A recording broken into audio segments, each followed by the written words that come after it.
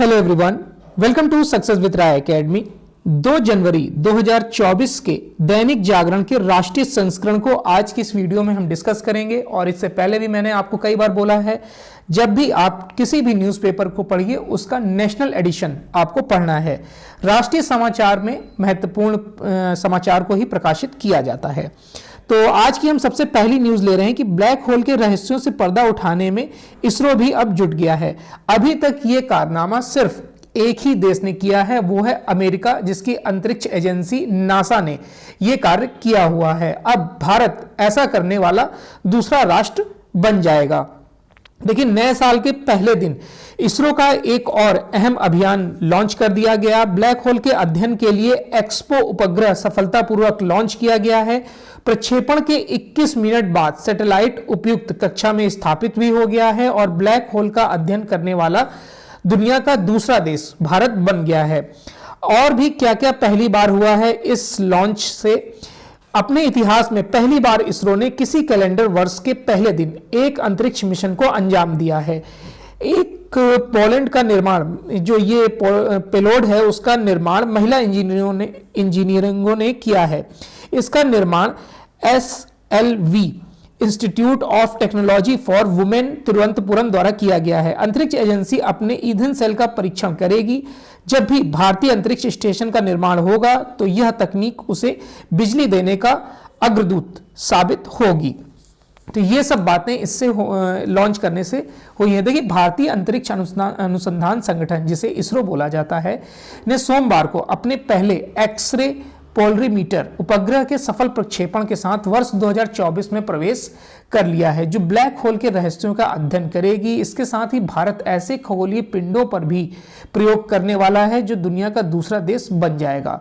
इससे पहले अमेरिका ने ऐसा कर रखा है। देखिए, ध्रुवीय उपग्रह प्रक्षेपण यान यानी कि PSLV ने अपने C58 मिशन में प्रक्षेपण के लगभग 21 मिनट बाद मुख्य एक्सरे पोलरीमीटर उपग्रह को पृथ्वी की 650 किलोमीटर निचली कक्षा में स्थापित किया है। PSLV ने श्रीहरिकोटा स्थित प्रक्षेपण स्थल से सुबह 9:10 पे ये उड़ान भरी है। इसके बारे में और जो भी डिटेल है वो हम एक सेपरेट वीडियो में बता देंगे। नेक्स्ट न्यूज पर आते हैं। सर्वसम्मत था अयोध्या का फैसला, लिखने वाले जज का नाम नहीं देने का निर्णय लिया गया था।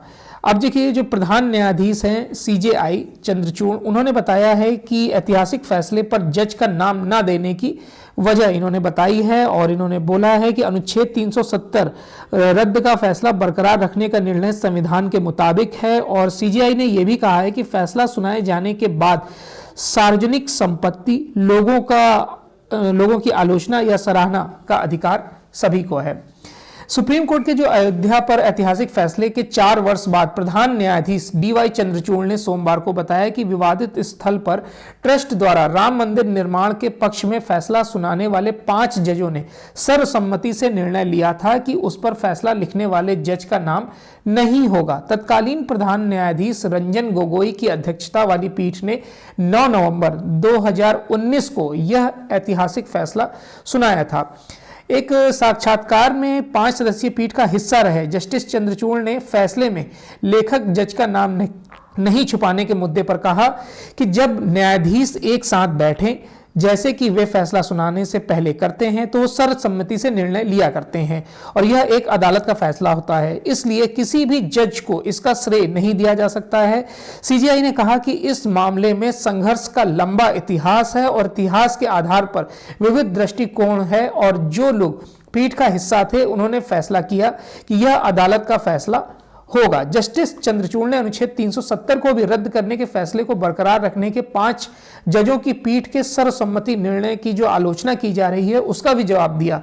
उन्होंने भी बोला कि इसकी भी यही प्रक्रिया होती है। अगर कोई महत्वपूर्ण निर्णय लेना होता है तो उसमें सभी जो 5 जजों की पीठ होती है वो बैठती है, डिस्कस करती है और जो निर्णय होना होता है उस पर डिस्कशन करके फैसला बिना किसी का नाम लिए सुना दिया जाता है।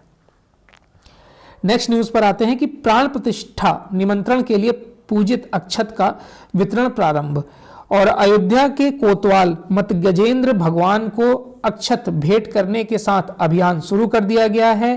ट्रस्ट महासचिव चंपत राय ने किया शुभारंभ, घर घर बांटे गए हैं अक्षत। देखिए, अयोध्या का जो राम मंदिर निर्माण है वो रामलला के विग्रह की 22 जनवरी को जो प्राण प्रतिष्ठा महोत्सव के लिए अक्षत वितरण कार्यक्रम की शुरुआत सोमवार को यहाँ कोतवाल के रूप में प्रतिष्ठित भगवान मत गजेंद्र को अक्षत भेंट करने के साथ हुई है। अक्षत वितरण अभियान मकर संक्रांति तक देश में चलेगा और घर घर अक्षत बांटकर सभी को 22 को अपने शहर, मोहल्ले और मंदिरों में प्राण प्रतिष्ठा उत्सव मनाने का आह्वान किया गया है। और प्रधानमंत्री नरेंद्र मोदी ने भी 22 तारीख को सभी लोग से अपने घरों, मंदिरों और देवस्थानों पर उसी दिन उत्सव मनाकर दीपावली मनाने का आह्वान किया है। नेक्स्ट न्यूज पर आते हैं कि अब ब्रिटेन में पढ़ने वाले छात्रों के साथ नहीं जा सकेंगे स्वजन। ब्रिटेन के विश्वविद्यालयों में चीन के बाद सबसे अधिक संख्या में पढ़ते हैं भारतीय छात्र, और अब ब्रिटेन जो विदेश से ब्रिटेन में पढ़ने जाने वाले छात्र हैं वो अपने साथ स्वजनों को नहीं ले जा सकेंगे। हालांकि स्नातकोत्तर अनुसंधान पाठ्यक्रम और सरकार द्वारा वित्त पोषित पाठ्यक्रम के छात्रों को छूट मिलेगी।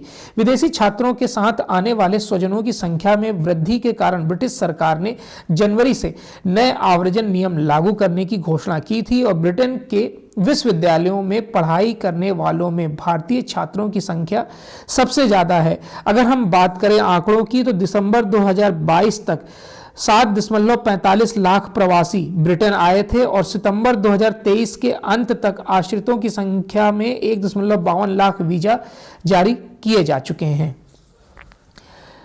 नेक्स्ट न्यूज है कि भूकंप के झटकों से दहला जापान। देखिए, इसमें दिया गया है कि इशिकावा तट और मुख्य द्वीप होंसू में जो 4 से अधिक की तीव्रता वाले 21 झटके महसूस किए गए हैं और भूकंप के बाद 1 मीटर तक ऊंची लहरें भी उठी हैं। 5 गुना तक बढ़ने की आशंका इसमें जताई गई है। और नए साल के पहले ही दिन सोमवार को जापान भूकंप के जोरदार झटकों से हिल उठा। इशिकावा तट और नजदीकी प्रांतों में शाम 4 बजे के बाद 4 से अधिक की तीव्रता वाले 21 झटके महसूस किए गए। इनमें से एक की तीव्रता 7.6 रही है और इस दौरान एक व्यक्ति की मौत भी हुई है। वाजिमा शहर में 30 से अधिक इमारतें ढह गई हैं, कई इमारतों में दरारें आ गई हैं और हजारों घरों की बत्ती भी चली गई है। मौसम विज्ञान एजेंसी ने कहा है कि जापान के मुख्य द्वीप होन्शू के जापान सागर की ओर स्थित नाटो क्षेत्र में सोमवार शाम तेज भूकंप के झटके महसूस किए गए। शुरुआत शाम 4:06 पे हुई और 5.7 तीव्रता के झटके महसूस इसमें किए गए हैं। भारतीय दूतावास ने नियंत्रण कक्ष भी स्थापित कर दिया है कि अगर इसमें कोई भारतीय हताहत होता है तो उसको तुरंत मदद पहुंचाई जा सके। नेक्स्ट न्यूज पर आते हैं कि ब्रिटेन के अखबार ने कहा है कि मोदी का तीसरा जो कार्यकाल है वो लगभग तय माना जा रहा है। और द गार्जियन के एक कॉलम में ये कहा गया है कि मध्य प्रदेश, छत्तीसगढ़ और राजस्थान की जीत में भाजपा को जो मजबूती दी है और जो राम मंदिर का निर्माण होने वाला है, यानी कि जो स्थापना होने वाली है रामलला की 22 तारीख को, उसके बाद इनकी छवि और मजबूत होने वाली है। तो ब्रिटेन के दैनिक समाचार पत्र द गार्जियन ने कहा है कि 3 राज्यों में जिस तरीके से भाजपा जीती है और प्रधानमंत्री नरेंद्र मोदी जबरदस्त लोकप्रियता और अयोध्या के राम मंदिर में प्राण प्रतिष्ठा जैसे भावनात्मक मुद्दों ने केंद्र में भाजपा की लगातार तीसरी जीत को लगभग तय कर दिया है। समाचार पत्र में हन्ना एलिसिस पीटरसन द्वारा लिखे कॉलम में कहा गया है कि आगामी लोकसभा चुनाव से पहले जिस तरीके से मध्य प्रदेश, छत्तीसगढ़ और राजस्थान में जीत ने भाजपा को और मजबूती प्रदान की है, वह लिखती है कि भारत के वर्तमान विश्लेषक इस बात पर सहमत हैं कि मोदी ही अगली बार फिर से भारत के प्रधानमंत्री बनने वाले हैं। नेक्स्ट न्यूज पर आते हैं। बुनियादी ढांचा होगा और मजबूत, सरकारी अस्पतालों में और बेड बढ़ेंगे। देखिए, दिल्ली सरकार 8 नए अस्पताल बना रही है और 13 का विस्तार कर रही है। नए वर्ष में दिल्ली में 8 नए अस्पताल तैयार होने के साथ ही दिल्ली के मौजूदा 13 अस्पतालों के विस्तार का भी काम पूरा होने की उम्मीद है। इससे स्वास्थ्य सेवाओं का बुनियादी ढांचा मजबूत होगा और सरकारी क्षेत्र के अस्पतालों में बेड की उपलब्धता बढ़ेगी। साथ ही केंद्र सरकार के अस्पताल में करीब 550 बेड के सुपर स्पेशलिस्ट ब्लॉक का संचालन शुरू होगा। इससे जो लोगों की संख्या है उसको नियंत्रित किया जा सकेगा। नेक्स्ट न्यूज पर आते हैं। देखिए, जिस तरीके से प्रदूषण की वजह से BS3 पेट्रोल और BS4 डीजल के वाहनों को रोक दिया गया था, प्रवेश रोक दिया गया था दिल्ली में, अब उसे फिर से शुरू कर दिया गया है। चलिए नेक्स्ट न्यूज पर आते हैं कि आज से शुरू होगी चुनावी बॉन्ड की 30वीं किस्त। देखिए, सरकार ने जिस तरीके से मार्च 2018 में चुनावी जो पार्टियां हैं, यानी कि जो राजनीतिक पार्टियां हैं, उनको पारदर्शी बनाने के लिए एक स्कीम लाई थी कि चुनावी जो बॉन्ड हैं वो खरीदे जाएंगे, जिससे कि जो चंदा मिल रहा है वो पता चल सकेगा। उसी के बाद सरकार ने चुनावी बॉन्ड की 30वीं किस्त को मंजूरी दे दी है। इनकी बिक्री मंगलवार से शुरू होगी। राजनीतिक चंदे में पारदर्शिता लाने के प्रयास के तहत राजनीतिक दलों को दिए जाने वाला जो नगद चंदे का विकल्प के रूप में चुनावी बॉन्ड की व्यवस्था की गई थी, उसको फिर 30वीं किस्त बिक्री के लिए 2 जनवरी से 11 जनवरी तक खुली रहेगी। सिर्फ SBI को, यानी कि स्टेट बैंक ऑफ इंडिया को इसमें अधिकृत किया गया है और इसकी 29 शाखाओं को ही अधिकृत किया गया है। इसमें से बेंगलुरु, लखनऊ, शिमला, देहरादून, कोलकाता, गुवाहाटी, चेन्नई, पटना, नई दिल्ली, चंडीगढ़, श्रीनगर, गांधीनगर, भोपाल, रायपुर, मुंबई जैसी कुछ प्रमुख ब्रांचों को ही इसमें अधिकृत किया गया है। और जैसे 2 से 11 जनवरी तक लास्ट डेट है, तो 11 जनवरी के बाद 15 दिन के अंदर ही आपको इसे भुनाना होगा, यानी राजनीतिक पार्टी को भुनाना होगा, नहीं तो ये इसकी वैलिडिटी समाप्त हो जाएगी। नेक्स्ट न्यूज़ पर आते हैं कि बाल वाटिका में प्रवेश उम्र 3 वर्ष से अधिक, पहली में 6 वर्ष। बाल वाटिका यानी कि प्ले ग्रुप में केंद्र ने स्कूलों में प्रवेश की जो उम्र सीमा है उसको लेकर राज्यों को फिर सुझाव दिए हैं। मौजूदा समय में कई राज्यों में अलग अलग प्रवेश की उम्र की वजह से दिक्कतें तब आती हैं जब कहीं पर बच्चे गार्जियन का ट्रांसफ़र होता है या फिर दूसरे राज्य में जाते हैं और उनको वहाँ पर अपने बच्चे को एडमिशन दिलाना होता है, तो उम्र की असमानता वहाँ पर देखने को मिलती है। इसलिए केंद्र सरकार ने इस तरीके का फैसला लिया है ताकि जो बच्चों की एडमिशन की उम्र है वो एक जैसी हो। तो स्कूल में प्रवेश प्रक्रिया शुरू होने के साथ ही केंद्र ने फिर से सभी राज्यों व केंद्र शासित प्रदेशों को बाल वाटिका और पहली कक्षा में प्रवेश की उम्र सीमा एक समान रखने का सुझाव दिया है ताकि जो इक्वलिटी है वो बराबर रह सके उम्र की। पहली कक्षा में प्रवेश की उम्र 6 वर्ष रखने को लेकर शिक्षा मंत्रालय ने पहली बार नई राष्ट्रीय शिक्षा नीति के बाद कर्नाटक, गुजरात और असम जैसे कई राज्यों ने इसको स्वीकारा भी था। साथ ही अगले कुछ सालों में चरणबद्ध तरीके से इसे लागू करने की सिफारिश भी की गई थी और कई राज्य इसे लागू भी करते जा रहे हैं। चलिए नेक्स्ट न्यूज़ पर आते हैं। भारत पाकिस्तानी सीमा पर तैनात करेगा 6 अपाचे हेलीकॉप्टर। भारतीय सेना पाकिस्तान से लगी सीमा पर पश्चिमी रेगिस्तान में अपनी युद्धक क्षमता बढ़ा रही है, इसलिए जोधपुर के सैन्य बेस पर 6 अपाचे युद्धक अमेरिकी जो हेलीकॉप्टर है वो तैनात किए जा रहे हैं। और अमेरिका से फरवरी और मार्च में जो अगली खेप मिलेगी उसको गाजियाबाद स्थित हिडन एयर बेस तक पहुंच जाने की उम्मीद है और फिर इन युद्धक हेलीकॉप्टरों को अभियानों के लिए जोधपुर के सैन्य बेस पर तैनात किया जाएगा। उल्लेखनीय है कि भारतीय वायुसेना के पास पहले से ही 22 अपाचे हेलीकॉप्टर हैं जिन्हें पश्चिमी और उत्तरी सीमाओं पर तैनात किया गया है। शहरी नियोजन पर जोर, 4 संस्थानों को उत्कृष्ट केंद्र का दर्जा दिया गया है। तो शहरी नियोजन में पिछड़ने के कारण अव्यवस्थित विकास के ठिकाने बने शहरों में प्लानिंग और डिजाइनिंग का स्तर दुरुस्त हो सकता है। शहरी कार्य मंत्रालय ने एक साथ 4 प्रतिष्ठित संस्थानों को अर्बन प्लानिंग के लिए सेंटर ऑफ एक्सीलेंस का दर्जा दिया है ताकि शहरों में जो प्लानरों की कमी को जल्द से जल्द दूर किया जा सके। जो संस्था सेंटर ऑफ एक्सीलेंस के लिए चुने गए हैं उनमें IIT खड़गपुर है, CEPT यूनिवर्सिटी अहमदाबाद है, NIT कालीकट है और दिल्ली का school of planning and architecture शामिल है इसमें। नेक्स्ट न्यूज़ पर आते हैं। बिहार में अब पुलिस को 75 दिनों में पूरी करनी होगी सभी FIR की जांच।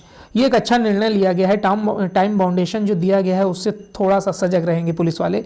और 1 जनवरी से बिहार के सभी थानों में मिशन इन्वेस्टिगेशन एट 75 दिन लॉन्च हो गया है। सोमवार से दर्ज होने वाली सभी एफआईआर की जांच पुलिस को हर हाल में अधिकतम 75 दिनों के अंदर करनी होगी। इस निर्धारित समय सीमा में ही पुलिस को यह बताना होगा कि कांड में अभियुक्त दोषी कौन है या कौन निर्दोष है। जांच में जो दोषी पाए गए उनके विरुद्ध आरोप पत्र दाखिल कर ट्रायल की प्रक्रिया शुरू की जाएगी। अभी कांड के अनुसंधान में औसतन 261 दिन का समय लगता है। अगर महिला अपराध, अनुसूचित जनजाति या पॉक्सो जैसी गंभीर धाराओं में कांड दर्ज है तो समय सीमा 60 दिन की होगी। नेक्स्ट न्यूज पर आते हैं। नए आपराधिक कानूनों को सुप्रीम कोर्ट में चुनौती दी गई है, और लेकिन ऐसा कुछ होगा नहीं कि इन तीनों कानूनों को रोका जाए या इस पर किसी तरीके से रोक लगाई जाए। मनरेगा मजदूरी अब आधार आधारित प्रणाली के जरिए।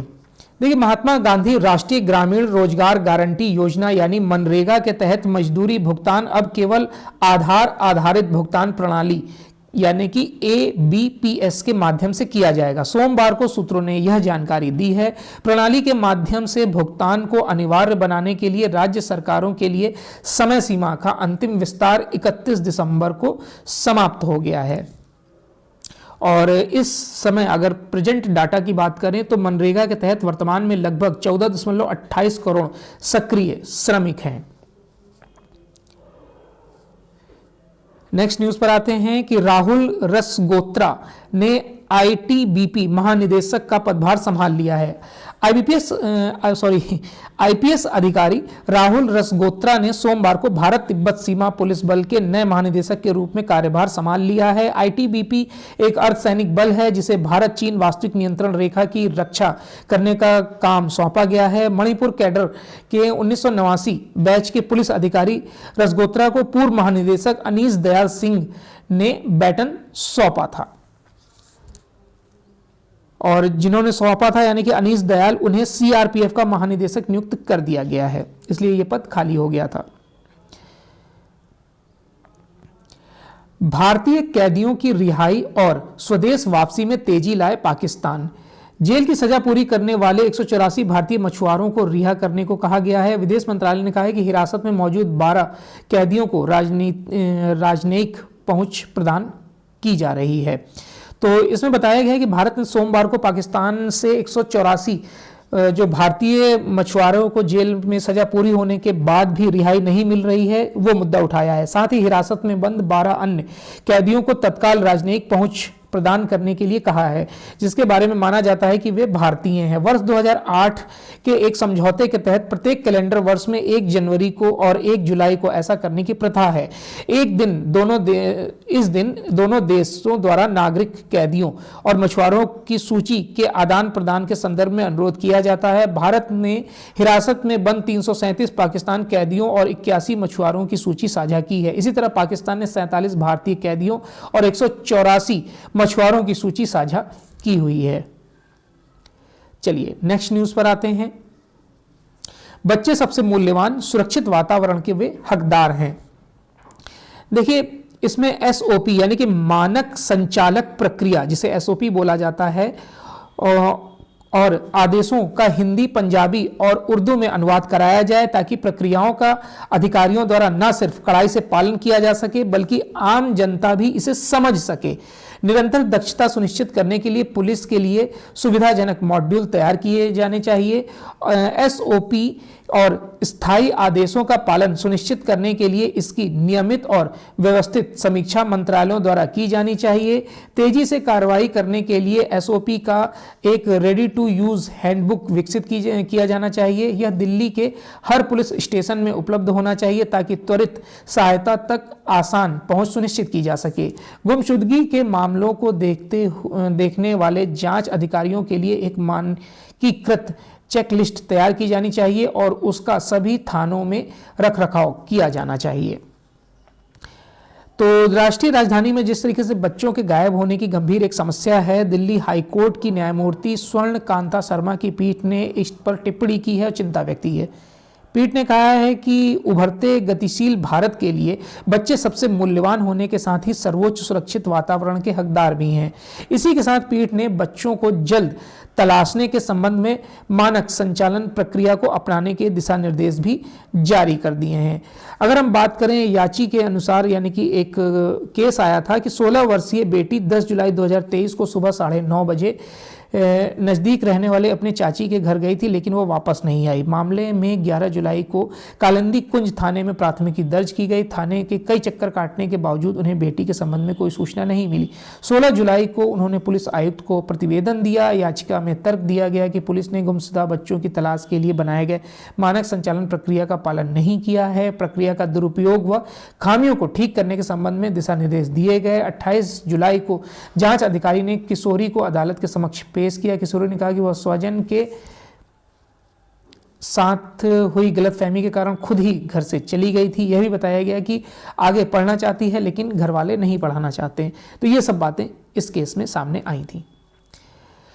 नेक्स्ट न्यूज पर आते हैं। उत्तर प्रदेश की जो लोकसभा की सीटें हैं 80, वो पूरा जीतना चाहती है, इसलिए घर घर योजना चलाने के पक्ष में है।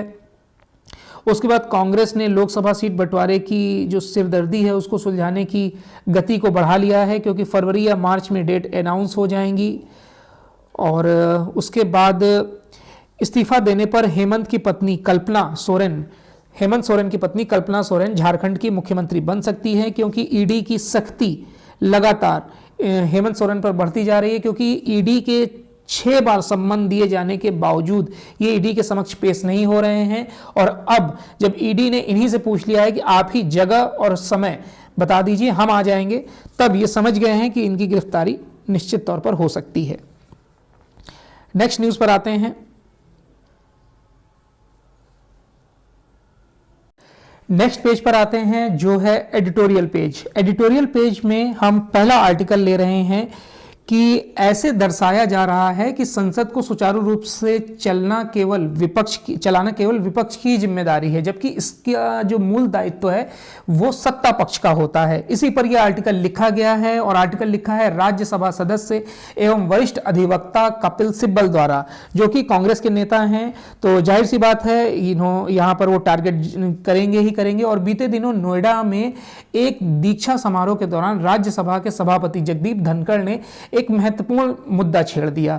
इसकी पड़ताल करना भी आवश्यक है। उनका संकेत था कि विपक्षी दलों द्वारा संवैधानिक संस्थानों की प्रतिष्ठा धूमिल की जा रही है। अगर हम बात करें उनका जो इशारे की, तो वो तृणमूल कांग्रेस सांसद जो थे कल्याण बनर्जी, उनकी तरफ था, जिन्होंने संसद परिसर में उनकी नकल उतारी थी। अब देखिए, किसी की भी नकल उतारना कोई गलत बात नहीं बोली जा सकती है, क्योंकि कई बार सत्ता पक्ष भी विपक्ष की नकल उतारता है। तो इस सवाल पर मंथन करने पर सबसे पहला प्रश्न ये आता है कि संवैधानिक संस्थानों को कौन नुकसान पहुंचा रहा है। हाल के दौर में राज्यपालों से जुड़े कई ऐसे मामले चर्चा में रहे हैं। राज्यपाल केंद्र सरकार और राज्य के बीच की एक महत्वपूर्ण कड़ी होता है, क्योंकि जो भी बातें होती हैं वो राज्यपाल के माध्यम से ही राष्ट्रपति या फिर प्रधानमंत्री तक पहुंचती हैं। संविधान के अनुसार राज्यपाल राज्य की विधानसभा का ही अंग होता है। जब राज्य की विधानसभा कोई विधेयक पारित करे, उसे राज्यपाल के समक्ष विचार के लिए भेजती है, तब राज्यपाल के पास देखिए 3 विकल्प होते हैं। जैसे मान लीजिए पंजाब सरकार ने कोई विधेयक वो विधानसभा में लेकर आए और विधानसभा से उसे पास करने के बाद राज्यपाल के पास भेज दिया गया, तो राज्यपाल के पास 3 विकल्प होते हैं। पहला विकल्प ये है कि विधेयक को या तो वो मंजूरी प्रदान करें ताकि संबंधित विधेयक कानून बन जाए। दूसरा विकल्प है कि यदि कानूनी स्तर पर उन्हें कोई खामी नजर आ रही है तो वो उसे राष्ट्रपति के पास विचार के लिए भेज सकते हैं। तीसरा विकल्प होता है कि वह अपनी टिप्पणी के साथ विधेयक वापस विधानसभा में भेज सकते हैं। अगर उन्होंने टिप्पणी के साथ वापस विधानसभा में भेज दिया और विधानसभा ने उसे एज इट इज फिर से राज्यपाल के पास अगर भेज दिया है, तो उसको मंजूरी देने के अलावा राज्यपाल के पास कोई विकल्प नहीं बचता है। तो एक तरीके से ये कोलेजियम प्रणाली की तरह ही हो जाता है।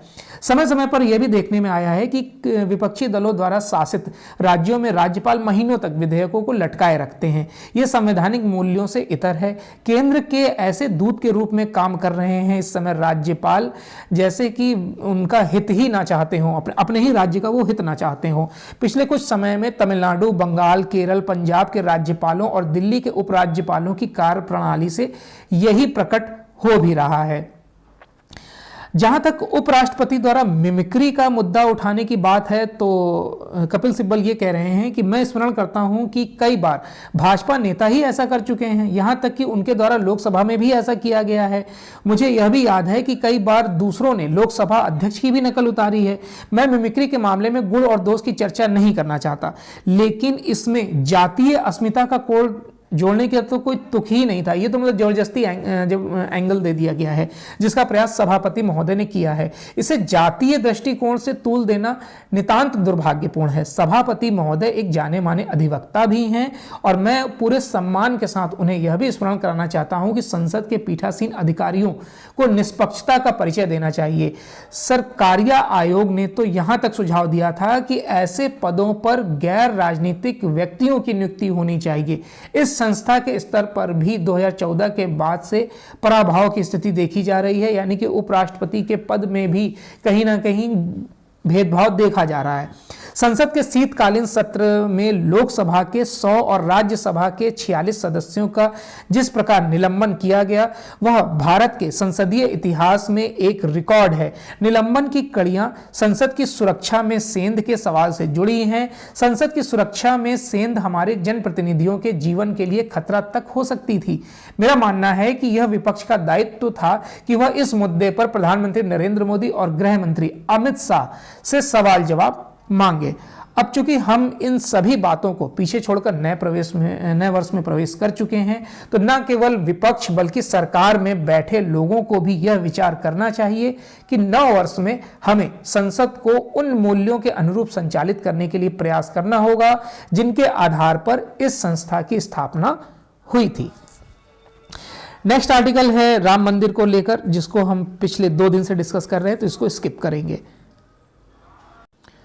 नेक्स्ट न्यूज है बिजनेस पेज से। बिजनेस पेज में हम पहली न्यूज डिस्कस कर रहे हैं कि अप्रैल और दिसंबर के दौरान 12% जीएसटी संग्रह बढ़ गया है। चालू वित्त वर्ष 2023-24 के पहले 9 महीनों में 14.94 लाख करोड़ रुपए का कुल राजस्व संग्रह रहा था। 1.64 लाख करोड़ रुपए रहा था संग्रह दिसंबर 2023 के दौरान और 1.49 लाख करोड़ था दिसंबर 2022 के दौरान, यानी कि लगभग 10.3% की इसमें वृद्धि दर्ज की गई है और जीएसटी में बढ़ोतरी का सिलसिला लगातार जारी है।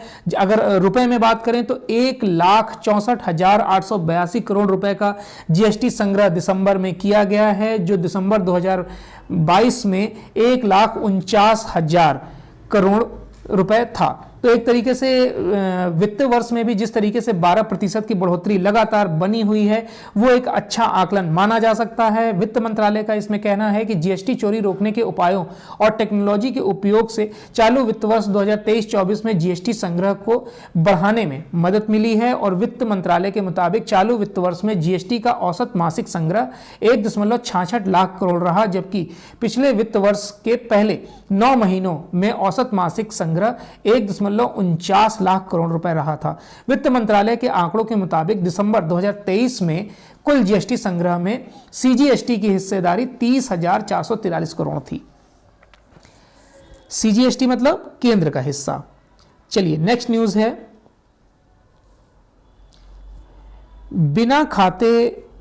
बिना दावे वाले खाते धारकों की पहचान के लिए चलाएं विशेष अभियान। आरबीआई देखिए, बिना दावे वाले खातों में जमा राशि को लेकर आरबीआई ने सोमवार को व्यापक दिशा निर्देश जारी कर दिए हैं। इसमें आरबीआई ने बैंकों से ऐसे खाता धारकों का पता लगाने के लिए समय समय पर विशेष अभियान चलाने को बोला है और नए दिशा निर्देश भी दिए हैं और 1 अप्रैल से लागू होने के बाद इससे बैंकों में जमा बिना दावे वाली राशि में कमी लाने में मदद मिलेगी। 10 वर्ष या इससे अधिक समय तक लेन देन न होने वाले खातों की राशि जागरूकता खाते में हस्तांतरित कर दी जाएगी। नेक्स्ट न्यूज है कि पैकेट बंद उत्पादों पर निर्माण तिथि प्रति इकाई मूल्य लिखना अब अनिवार्य हो गया है 1 तारीख से। उपभोक्ता मामलों के सचिव रोहित कुमार सिंह ने सोमवार को कहा कि सभी पैकेट उत्पादों पर निर्माण तिथि और प्रति इकाई बिक्री मूल्य 1 जनवरी से लिखना अनिवार्य हो जाएगा। इससे पहले कंपनियों को डिब्बा बंद उत्पादों पर निर्माण तिथि या आयात की तारीख अथवा पैकेजिंग की तारीख प्रकाशित करने का विकल्प दिया गया था, लेकिन अब ये जरूरी हो जाएगा। नेक्स्ट न्यूज पर आते हैं। कर्ज वसूली तंत्र से नाखुश दिखी वित्त मंत्री। देखिए, वित्त मंत्री निर्मला सीतारमण ने सरकारी बैंकों के प्रमुखों के साथ बैठक में पुराने फंसे कर्ज की वसूली में सुधार लाने के लिए कहा है। और फंसे कर्ज यानी कि एनपीए के घटते स्तर को लेकर सरकारी बैंक वित्त मंत्री निर्मला सीतारमण को प्रभावित नहीं कर सके हैं। वजह यह रही कि वित्त मंत्री ने पुराने फंसे कर्ज की वसूली के मौजूदा जो तरीका है उसको संतोषप्रद से काफी दूर करार दिया है। शनिवार को सरकारी बैंकों के प्रमुखों की बैठक में बैंकों से कहा गया कि एनपीए का स्तर पिछले एक दशक के सबसे न्यूनतम स्तर पर आ गया है। यह काफी संतोष की बात है, लेकिन पुराने कर्जों की वसूली को लेकर स्थिति बहुत नहीं सुधरी है। दरअसल हाल के दिनों में संसद में कई बार सरकार को पुराने एनपीए या बट्टे खाते में डाले गए कर्ज की वसूली को लेकर सवाल का जवाब देना पड़ा है। चलिए नेक्स्ट न्यूज पर आते हैं। हमास और इजराइल युद्ध हम स्किप करते हैं। बांग्लादेश में नोबेल पुरस्कार विजेता अर्थशास्त्री यूनुस को 6 माह की कैद। देखिए, बांग्लादेश की एक श्रम अदालत ने सोमवार को श्रम कानूनों के उल्लंघन के आरोप में नोबेल पुरस्कार विजेता अर्थशास्त्री डॉक्टर मोहम्मद यूनुस को दोषी मानते हुए 6 माह की कैद की सजा सुनाई है। उन पर ग्रामीण टेलीकॉम कंपनी में मजदूर कल्याण कोष बनी नहीं बनाने का आरोप लगा है।